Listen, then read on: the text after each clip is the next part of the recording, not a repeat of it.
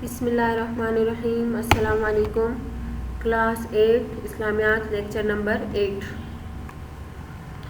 اس سے پہلے ہم نے حج اور عمرہ کے بارے میں پڑھا، ٹھیک ہے۔ حج اور عمرہ کے ساتھ منسلک چیز جو ہے یعنی حج اور عمرہ کے دنوں میں قربانی کا بھی حکم ہے، ٹھیک ہے۔ اب قربانی جو ہے قربانی کرنے کا بہت بڑا ثواب ہے، کیونکہ یہ دو پیغمبروں کی سنت ہے، ٹھیک ہے۔ ایک حضرت ابراہیم علیہ السلام اور ایک حضرت محمد مصطفیٰ صلی اللہ علیہ وسلم کی سنت ہے۔ صحابہ کرام رضی اللہ تعالیٰ عنہم اجمعین نے ایک بار پوچھا کہ یا رسول اللہ صلی اللہ علیہ وسلم، یہ قربانی کیا ہے؟ آپ صلی اللہ علیہ وسلم نے فرمایا، تمہارے دادا یعنی حضرت ابراہیم علیہ السلام کی سنت ہے۔ صحابہ کرام رضی اللہ عنہم اجمعین نے پھر پوچھا کہ یا رسول اللہ صلی اللہ علیہ وسلم، اس کا کیا ثواب ہے؟ آپ صلی اللہ علیہ وسلم نے فرمایا، قربانی کے جانور کے ہر بار کے بدلے میں ایک نیکی لکھی جاتی ہے۔ رسول اللہ صلی اللہ علیہ وسلم نے یہ بھی ارشاد فرمایا کہ قربانی کے دنوں میں سب سے افضل عبادت کیا ہے؟ قربانی ہے، اور قربانی کے دنوں میں قربانی سے زیادہ کوئی عمل بھی اللہ تعالیٰ کو پسند نہیں ہے۔ قربانی کرتے وقت خون کا جو قطرہ زمین پر گرتا ہے وہ گرنے سے پہلے ہی اللہ تعالیٰ کے یہاں مقبول ہو جاتا ہے، بس خوش دلی سے اس فرض کو انجام دینا چاہیے۔ اب آگے ہے قربانی کا وقت کون سا ہے؟ تو قربانی کا وقت جو ہے وہ ذی الحجہ کی 10ویں تاریخ کی صبح صادق سے لے کر 12ویں تاریخ کی شام تک ہے۔ جس دن چاہے قربانی کر سکتا ہے، مگر بہتر یہ ہے کہ 10ویں ذی الحجہ کو قربانی کرے، ٹھیک ہے۔ اب نمبر 2 کیا ہے کہ قربانی کے دنوں میں رات کے وقت بھی قربانی کی جا سکتی ہے، مگر بہتر یہ ہے کہ دن کے وقت قربانی کی جائے۔ قربانی کا وقت ذی الحجہ کی 10ویں تاریخ کو صبح صادق سے شروع ہوتا ہے، مگر قربانی کرنے والا جب تک نماز عید سے فارغ نہ ہو جائے تو قربانی نہیں کر سکتا۔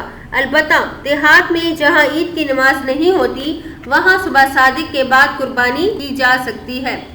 اسی طرح اگر کوئی شہری دیہات میں پہنچ گیا یا قربانی کا جانور دیہات میں بیچ دیا تو دیہات میں نماز عید سے پہلے صبح صادق کے بعد قربانی کی جا سکتی ہے، کیونکہ وہاں تو عید کی نماز نہیں ہوتی تو اس لیے وہاں قربانی کی جا سکتی ہے۔ ذی الحجہ کی 12ویں تاریخ کو آفتاب غروب ہوتے ہی قربانی کا وقت جو ہے وہ ختم ہو جاتا ہے۔ اب دیکھیں قربانی کا وقت جو ہے وہ 3 دن ہے، 10، 11، 12 صبح صادق سے لے کر 10 ذی الحجہ کو صبح صادق سے لے کر 12ویں ذی الحجہ کو غروب آفتاب تک ہے، ٹھیک ہے۔ اب آگے ہے کہ قربانی کس پر واجب ہے اور کس پر واجب نہیں ہے۔ جس شخص پر صدقہ فطر واجب ہے اس پر عید الاضحیٰ کے دنوں میں قربانی کرنا بھی کیا ہے؟ واجب ہے۔ قربانی اپنی طرف سے واجب ہے، اولاد کی طرف سے اور بیوی کی طرف سے واجب نہیں ہے۔ البتہ اگر بیوی صاحب نصاب ہے تو خود اس پر قربانی کیا ہے؟ واجب ہے۔ وہ قربانی اپنے پاس سے ہی کرے، یعنی خود کرے اپنے ہی نصاب سے۔ اگر اتنی حیثیت نہ ہو جس سے صدقہ فطر واجب ہوتا ہے تو اس پر قربانی جو ہے واجب نہیں ہے، لیکن اگر پھر بھی قربانی کر لے تو اس کا بہت زیادہ ثواب ہے، ٹھیک ہے نا۔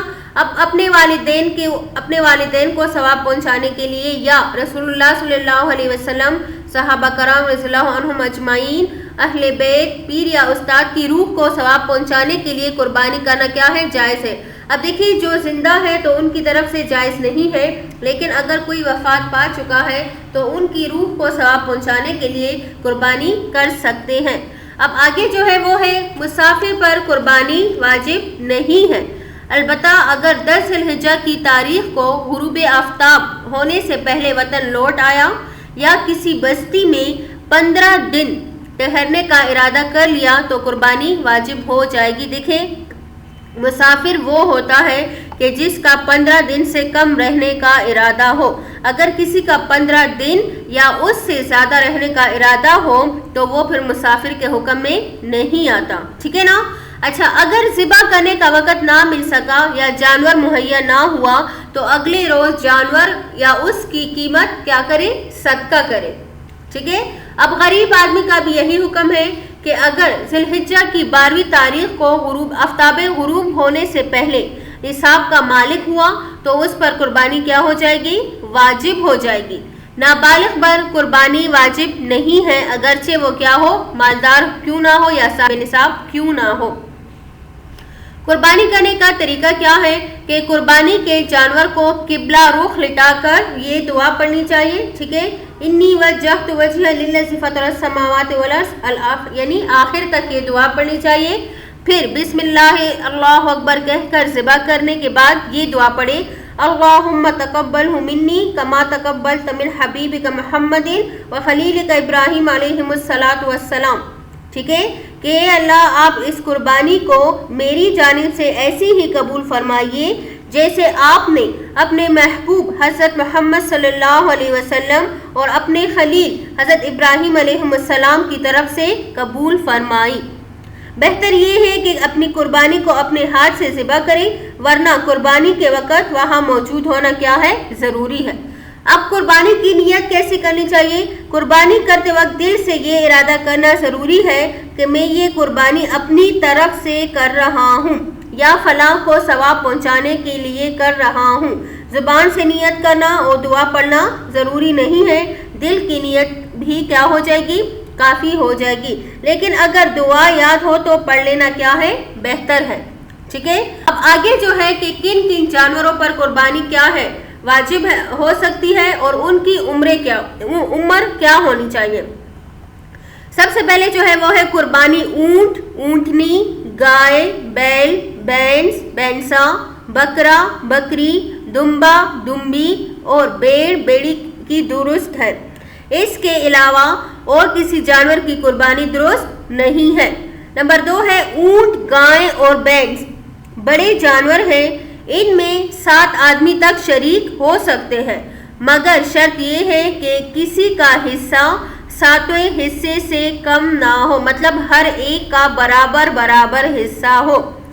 اگر کسی کا حصہ 7ویں حصے سے کم ہوگا تو کسی کی قربانی درست نہیں ہوگی، نہ اس کی جس کا 7ویں حصے سے کم ہے اور نہ اس کی جن کا پورا حصہ ہے. مطلب یہ ہے کہ ایک جانور میں سب کا برابر حصہ ہو، اگر ایک کا بھی حصہ جانور میں کم ہوا، ٹھیک ہے، تو کسی کی بھی قربانی جو ہے وہ درست نہیں ہوگی. بکرا، دمبا اور بیڑ چھوٹے جانور ہیں، ان میں شرکت نہیں ہو سکتی، ایک جانور صرف ایک ہی شخص کر سکتا ہے. اونٹ کم سے کم 5 برس کا ہونا چاہیے، اس سے کم ہو تو اس کی قربانی درست نہیں ہے. گائے، بیل، بھینس، بینسا کم از کم 2 سال کے ہونے چاہیے، ان سے کم عمر ہو تو ان کی قربانی درست نہیں ہے. آگے ہے بکرا، بکری، دمبا، دمبی اور بیڑ، بیڑی کم از کم 1 سال کے ہونے چاہیے، اس سے کم عمر ہو تو ان کی قربانی درست نہیں ہے. اب قربانی تو ہوگی، قربانی کے گوشت کا کیا کرنا ہے؟ بہتر یہ ہے کہ قربانی کا 1/3 گوشت فقیروں کو خیرات کر دے. ٹھیک ہے.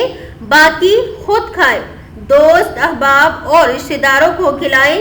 لیکن اگر 1/3 سے کم خیرات کرے تو بھی کوئی برائی یا گناہ نہیں، بلکہ خود رکھ سکتے ہیں. ٹھیک ہے.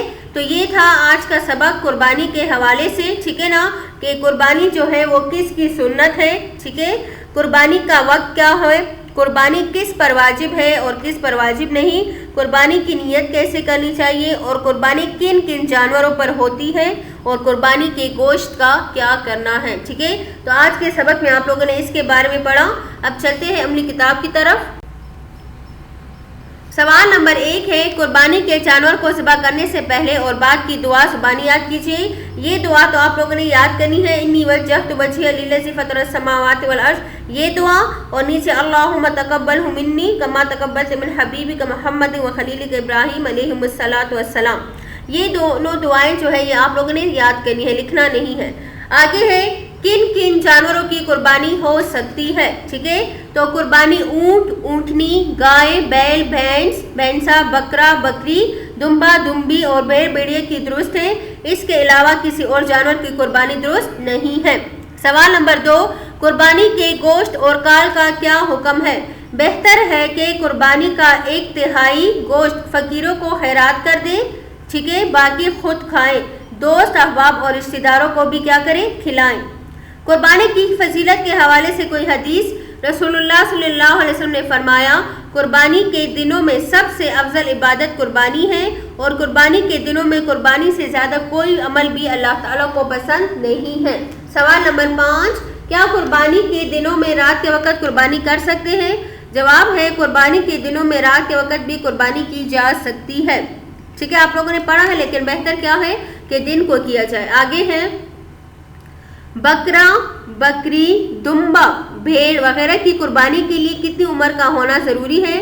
तो जवाब है, बकरा, बकरी, दुम्बा, दुम्बी और भेड़ कम से कम 1 साल के होने चाहिए। इससे कम उम्र हो तो उसकी कुर्बानी जो है वो दुरुस्त नहीं है। इन सवालात के जवाबात मैं आप लोग को सेंड भी कर दूंगी। ठीक है, आगे है खाली जगह पुर करें।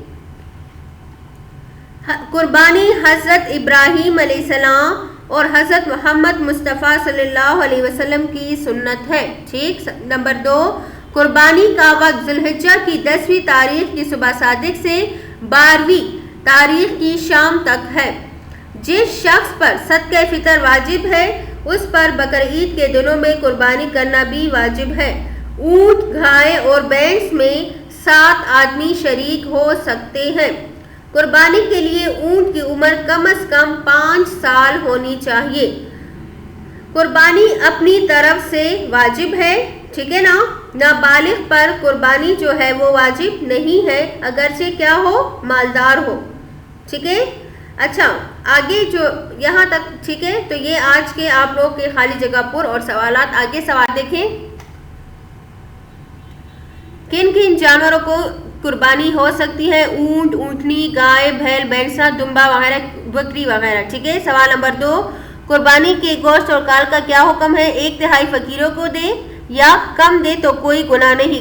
काल खुद भी इस्तेमाल कर सकते हैं या गरीब को भी दे सकते हैं। ठीक है ना। कुर्बानी की फजीलत के हवाले से हदीस वो भी मौजूद है। क्या कुर्बानी के दिनों में रात के वक्त कुर्बानी कर सकते हैं, ये भी मौजूद है। और आगे है बकरा, बकरी, दुम्बा, भेड़ वगैरह कुर्बानी के लिए कितनी उम्र का होना ज़रूरी है। तो बकरा, बकरी, दुम्बा, भेड़ वगैरह की उम्र कम से कम 1 साल के होनी चाहिए। इससे कम उम्र हो तो कुर्बानी दुरुस्त नहीं है। इसी तरह गाय, बैल की उम्र कम से कम 2 साल और ऊँट की उम्र 5 साल होनी चाहिए। ठीक है ना। तो ये था आज का आप लोग का सबक। ठीक है, ये काम जो है ये आप लोग मुकम्मल कर लीजिएगा अपनी अमली किताब में। ठीक है, वस्सलाम, शुक्रिया।